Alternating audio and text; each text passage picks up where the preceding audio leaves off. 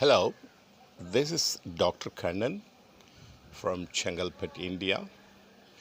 I'm going to give you a preview of the relationship between the ancient Tamilagam, which is part of the current Tamil Nadu, and the Kaya Federation of Korea. I've been talking about it since 2003. I have presented this research in several international conferences, in public talks. I have also written two books on this subject. But still, I see there's a lot of misunderstanding about this particular research, and I do see lots and lots of videos going around, and they're all there with bits and pieces of information, but not really well researched and a real good presentation.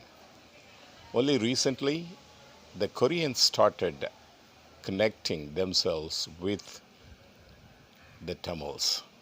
I've seen when I was in Japan and in Korea, there is constantly a search for the identity. So the Japanese big programs often try to identify where did they come from. So they used to see in South Asia from where they could have been originated. Actually, man has been moving around in this planet Earth for ages. So he has been moving this way and that way. But the surprising fact is, Korea is so far away from India, and the chronicles of Korea say that a queen from India has traveled all the way to Korea and established a federation, which is called a Kaya Federation. To them, this 13th century chronicle, assembled by Ilyon, a Buddhist monk, was very important. It's called the Old Testament of Korean history. The interesting thing is that the Koreans do believe that they have a strong connection with India, and even some scientists have gone to the tomb and took some samples and analyzed the DNA, and they did find that there is actually a connection between South Asia and Korea, and the genomic studies do indicate that their ancestry could be from South Asia. One could imagine that from which part of South India this relationship could be. The initial researchers said that that could be from Thailand, because there was a place called Ayodhya, and that was the capital of a small kingdom there. But that was much, much later, 13th, 14th century. But Samguk Usa, the memorabilia of three kingdoms, the Bible of Korean history, talks about a place called Ayutta. That is where the whole confusion comes.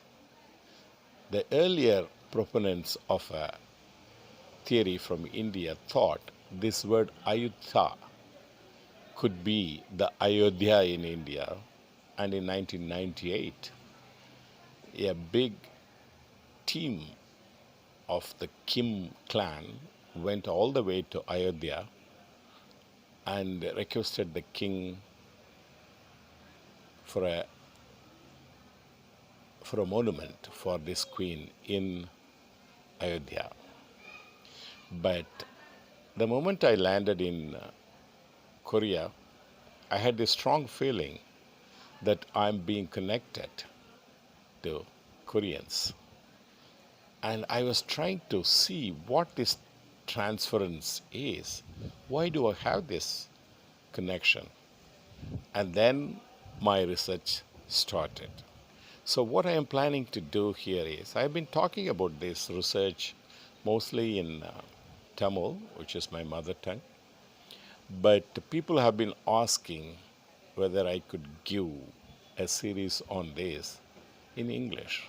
And so I'm attempting to give you my thoughts on this relationship over a period of the so-called quarantine period. And I will upload one after another, and you can ask questions, and then I will try to answer in my next episode. And this is the starting point. This is the first episode of a series of public talks on Kaya Pandya relationship. That is the ancient relationship between the Pandyas of Tamilagam, the Tamil Nadu, and the Kaya Federation of Korea. So I'll meet you in my next episode. Thank you.